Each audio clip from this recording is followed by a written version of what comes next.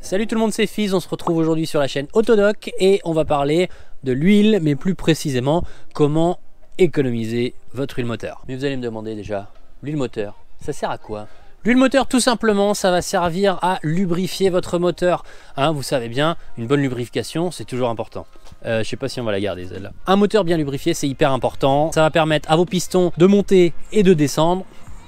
Ça non plus, je sais pas si on va la garder. Ça va permettre à vos pistons de fonctionner correctement sans frotter contre le métal. Hein, il y a toujours une couche d'huile qui va être autour de vos pistons et dans plein d'autres parties du moteur pour qu'ils fonctionnent correctement. Avant de parler de comment économiser de l'huile, on va parler un petit peu du seuil de tolérance qu'a une voiture en temps normal. Le seuil de tolérance d'une consommation d'huile, c'est déjà moins d'1 litre pour 1000 km. Ça c'est important. Et normalement, la consommation d'huile doit être comprise entre 0,04, 0,05 et 0,5 litres. Donc ça, c'est bien important de retenir ça. En gros, si vous commencez à dépasser le demi-litre pour 1000 km, c'est qu'il y a un petit problème. Soit vous consommez trop d'huile, soit tout simplement vous avez une fuite d'huile. Ça peut être aussi une des raisons pour laquelle on va perdre de l'huile, c'est la fuite. On parlera juste après des manières pour économiser l'huile. Déjà, on va parler du niveau d'huile. Hein, si vous voulez contrôler votre consommation d'huile, il va falloir vérifier votre niveau d'huile. Donc pour ça, c'est très simple, on se retrouve dans le moteur. Pour vérifier son niveau d'huile, c'est très simple, hein, c'est pas toujours au même endroit, mais c'est toujours assez visible. Vous avez toujours une petite tirette, donc là elle se situe ici, voilà la petite tirette, et vous allez voir au bout juste après, posez la caméra. En gros, on va juste prendre un petit chiffon, donc on va retirer la tirette, on prend un petit chiffon pour enlever l'huile qui est présente dessus, donc là on se retrouve avec le minimum et le maximum ici. On replonge la tirette dans le moteur, pas besoin de la laisser longtemps, on la plonge juste, on la ressort et là voilà, là on a son niveau d'huile. Donc là elle est juste un poil au-dessus du maximum pour la mienne, mais la voiture est garée vraiment en pente, hein. Donc faut faire ça sur un sol plat, donc là je m'inquiète pas trop. Donc voilà, maintenant vous savez faire votre niveau d'huile, contrôler votre niveau d'huile. Si jamais vous avez un manque d'huile, vous pouvez tout simplement en remettre, hein. Je vous mets un petit exemple par ici, il suffit d'ouvrir le bouchon du cache culbuteur et de remplir d'huile tout simplement. On va parler, avant de parler d'économiser du carburant, on va parler des causes d'une consommation d'huile. Donc les premières causes les plus évidentes, ça va être la fuite. La plupart du temps, la fuite, ça vient du carter d'huile. Soit ça vient du joint qui est un peu fatigué et donc ça va commencer à être poreux et là, il y a de l'huile qui va passer au travers. Soit pour les mecs qui ont une voiture basse, bon moi ça va, je suis pas très bas, mais je connais un gars en S14 dans le coin qui, il y a encore pas très longtemps, malheureusement, il a éclaté son carter d'huile, tout simplement parce que la voiture était beaucoup trop basse et il a pris un gros caillou et voilà, grosse fuite. Bon, normalement sur les véhicules à taille normale et pas rabaissée, vous risquez pas de éclater votre carter d'huile, sauf si vous prenez un énorme rocher sur la route, mais bon, là c'est cas extrême. La fuite en général, ça vient du joint qui fatigue. À un autre endroit d'où ça peut fuir, c'est la vis de purge, hein, tout simplement. Je vous montre juste ici la vis de purge quand on l'enlève, ça c'est pour faire votre vidange. Et bien quand vous la remettez, si vous la vissez pas assez, tout simplement, il y a de l'huile qui peut s'écouler par là. Donc faites bien attention à votre serrage de vis de purge. Ensuite, une surconsommation d'huile, ça peut venir tout simplement de votre conduite. Voilà, si vous conduisez comme un gros bourrin et que vous êtes toujours en zone rouge, ça peut consommer et brûler beaucoup d'huile. C'est pour ça qu'on a des zones rouges sur les contours et des jauges de température, parce que souvent, si vous êtes trop dans la zone rouge, votre température va monter, votre huile, elle va cramer tout simplement et vous allez vraiment consommer toute votre huile. Attention, si votre moteur, il a plus assez d'huile, là, il y a un vrai risque de casse. Autre problème qui peut venir du moteur, ce sont les engrenages ou encore les anneaux de piston. Alors ça c'est un peu du chinois pour moi, mais en gros c'est des pièces qui sont dans le moteur. Si ces pièces-là sont endommagées, il y a un vrai risque de surconsommation d'huile. Pour les véhicules qui sont équipés d'un turbo, il peut y avoir un souci au niveau du roulement de turbo. Si celui-ci il est fatigué, le turbo il peut faire en gros une autocombustion, c'est-à-dire qu'il va apporter beaucoup trop d'huile dans le moteur et grosse surconsommation d'huile, comme toujours. Il y en a qui le paramètrent exprès comme ça, mais qui gèrent toute la gestion du moteur derrière. Mais sur un véhicule qui n'est pas modifié, c'est pas normal. On a eu le cas une fois aussi sur une moto, mais c'est pareil sur les voitures. Certains véhicules, ils sont d'origine équipés d'un échangeur huile eau. Donc je sais pas si j'ai encore la vidéo en stock, mais je vais pouvoir vous montrer le résultat. En gros, l'échangeur huile eau qui casse, ça fait tout simplement de la mayonnaise. Voilà, je vous en ai parlé dans une vidéo précédente sur le joint de culasse et ça c'est jamais super agréable. Vous avez toute l'huile qui va se mélanger avec l'eau, le moteur il va continuer à envoyer de l'huile et bah voilà, grosse surconsommation d'huile. On en revient encore au même problème, mais là ça peut être un peu plus grave parce que vous allez avoir beaucoup de nettoyage à faire. Ouais, la mayonnaise dans le monde de l'automobile, c'est jamais super bon signe.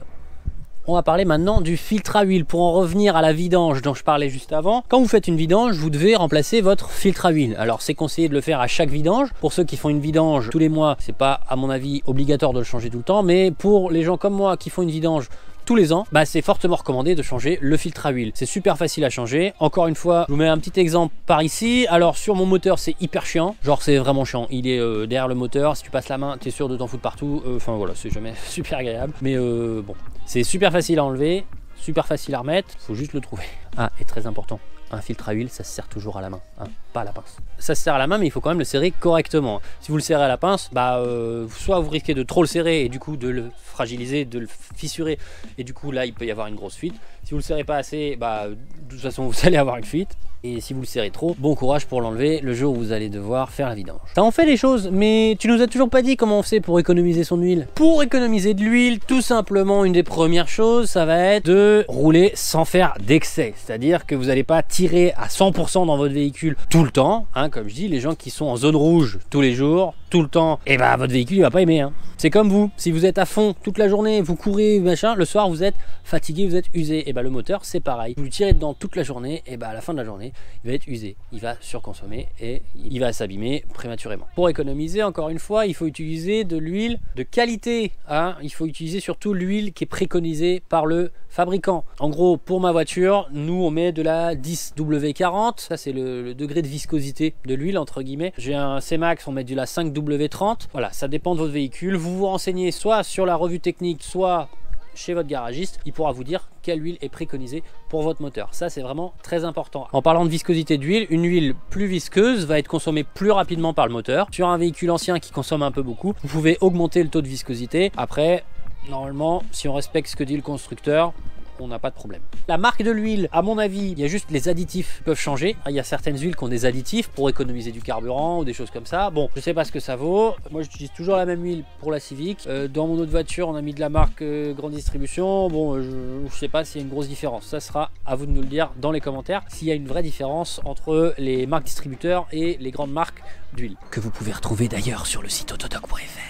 Autre point pour économiser de l'huile, on en revient à la vidange. Voilà, entretenir son moteur, tout simplement. Il faut l'entretenir correctement. Donc, faire une vidange idéalement tous les ans. Hein. Si vous roulez beaucoup, faites-le tous les 6 mois. Mais tous les ans, normalement, ça suffit. Vidange, c'est j'ouvre le bouchon de vidange, je vide complètement le réservoir d'huile, je remets le bouchon de vidange, je remplis d'huile avec la quantité d'huile qui est préconisée. Attention, si vous en mettez pas assez, il y a risque de casse moteur. Si vous en mettez trop, pareil, c'est pas bon du tout. Encore une fois, revue technique automobile ou chez votre garagiste, c'est écrit la quantité d'huile qu'il faut pour votre moteur. Alors attention, si vous changez le filtre à huile ou non, ça sera pas la même quantité d'huile. Hein. Si vous changez pas le filtre à huile, il faudra en mettre un petit peu moins. Après, on va retrouver aussi les produits qui sont censés faire économiser de l'huile. Donc c'est des additifs que vous mettez dans votre moteur, dans votre essence, etc. Bon, je sais pas du tout ce que ça vaut. Ça, pareil, s'il y en a qui ont déjà testé, n'hésitez pas à nous le dire dans les commentaires. Enfin, les deux derniers petits points à surveiller pour économiser votre huile, ça va être le filtre à air qu'on retrouve ici et le liquide de refroidissement. Donc le filtre à air, moi, bon, j'ai un filtre à air de cake, mais en temps normal, dans les voitures, vous avez un filtre à air, c'est un gros carré, blanc ou gris, etc.